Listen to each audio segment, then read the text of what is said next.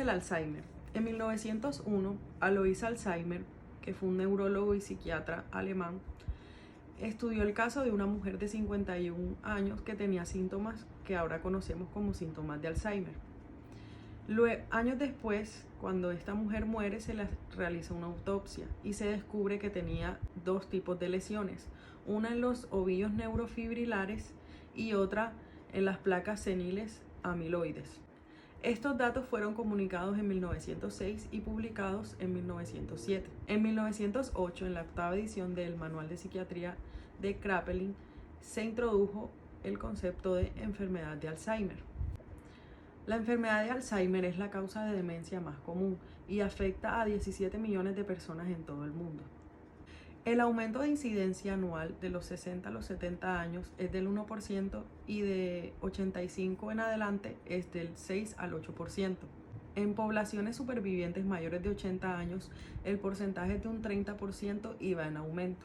La enfermedad de Alzheimer tiene una evolución progresiva de 5 a 10 años. La pérdida neuronal se localiza en las áreas de asociación de la corteza temporal, frontal y parietal de ambos hemisferios. Por lo general, en la enfermedad de Alzheimer quedan indemnes la corteza primaria motora, somatosensorial, visual y auditiva. Causas y etiología de la enfermedad de Alzheimer. La enfermedad de Alzheimer es una enfermedad compleja y multifactorial. Es el resultado de la interacción de varios factores determinantes. El componente genético es complejo y heterogéneo. Complejo porque no existe un modelo único que explique el modo de transmisión de esta enfermedad. Y heterogéneo porque existen mutaciones genéticas y polimorfismos que varían entre ellas y también se compaginan con la influencia ambiental. Agregación familiar en la enfermedad del Alzheimer. El riesgo en familiares de primer grado es de un 10 a un 40%. En la concordancia de los gemelos existe una diferencia entre los monocigotos con los disigóticos, teniendo los monocigotos mayor probabilidad de tener ambos la enfermedad de Alzheimer, pero un autor nos dice que existen influencias ambientales que podrían diferir de si uno de los gemelos tiene o no tiene la enfermedad de Alzheimer.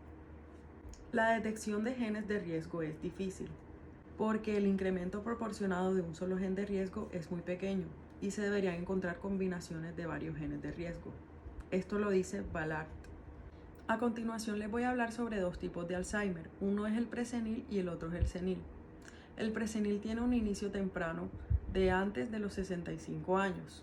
Una parte importante de este ocurre en un contexto de historia familiar, donde están causados por mutaciones raras, autosómicas dominantes y en los genes que codifican la proteína precursora del amiloide, como antes mencionamos las placas seniles amiloides. En la PSEN1, PESN2 y en los cromosomas 21, 14 y 1 respectivamente. El segundo tipo de Alzheimer es el senil, que ocurre después de los 65 años. La mayoría de apariciones de la enfermedad de Alzheimer son tardías y esporádicas, es decir, no mendelianas. El principal factor de riesgo es el ApoE, que se encuentra en el cromosoma 19. Existen tres alelos, el ApoE-E2, el ApoE-E3 y el ApoE-E4, existiendo un riesgo triple en el desarrollo de la enfermedad de Alzheimer. Aquí la importancia de los factores ambientales entra en juego, ya que los pacientes con enfermedad de Alzheimer, el 50% de ellos no portan este ApoE-E4.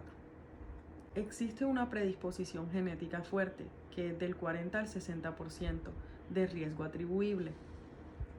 Si lo comparamos con el riesgo atribuible a la esquizofrenia, que es de un 80%, el de la diabetes, que es de un 40%, y el de la enfermedad de Parkinson, que es de un 30%. Esto nos lo dijo Amber y Amouillet en 2011. Según una revisión reciente realizada en 2011 por Daviglus et al., los factores asociados con un mayor riesgo de poseer enfermedad de Alzheimer son la diabetes mellitus, el consumo de tabaco y la hiperlipidemia. Por otra parte, los que disminuyen el riesgo de tener la enfermedad de Alzheimer son una dieta mediterránea, la ingesta de ácido fólico, el consumo moderado de sustancias alcohólicas y la realización de actividades cognitivas y físicas.